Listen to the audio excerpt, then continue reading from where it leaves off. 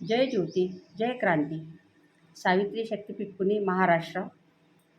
मी शीला जयकुमार चर्चन, शिक्षिका, परतवाडा. आज 11 मे.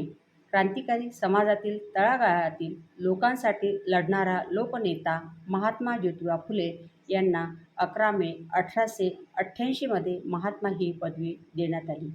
ती पदवी कधी व कुणी दिली याविषयी मी आपणासमोर सांगण्याचा प्रयत्न करते.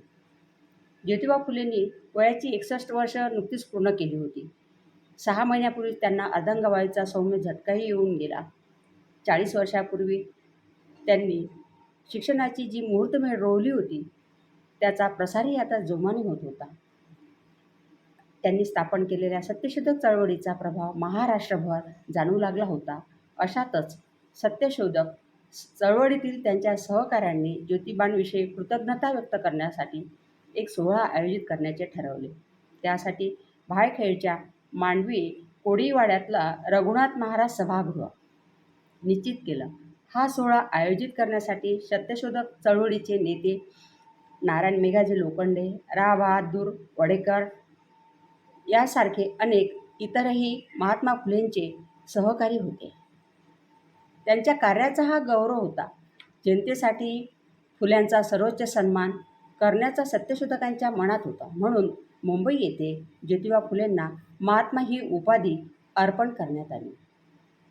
त्यांच्या कार्याचा हा महान गौरव म्हणून त्यांच्या सहकाऱ्यांनी या कार्यक्रमाचे आयोजन केलेले होते.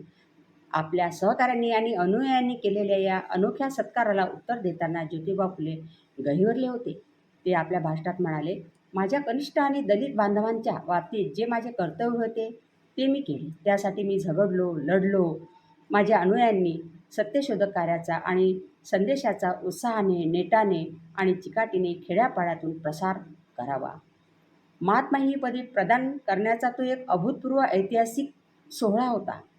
नेत्यांनी एकत्र येऊन अशा प्रकारचा सत्कार करणं ही त्या काळी अभूतपूर्व घटना होती.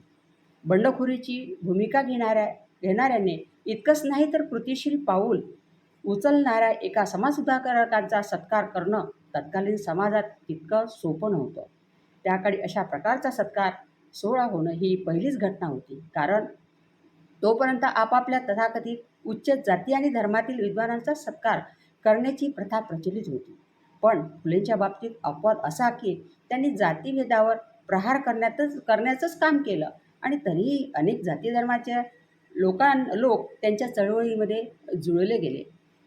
ही चळवळ खऱ्या अर्थाने समानतेची होती. म्हणून अशा पहिल्या सत्कार सोहळ्यात सर्व जाती धर्माचे लोक उपस्थित राहिले. गावोगावच्या कार्यकर्त्यांना आमंत्रण देण्यात आलं. आपल्या अलौकिक नेत्याचा सत्कार महात्मा पदवी प्रदान करण्याचा तो एक अभूतपूर्व सोहळा होता.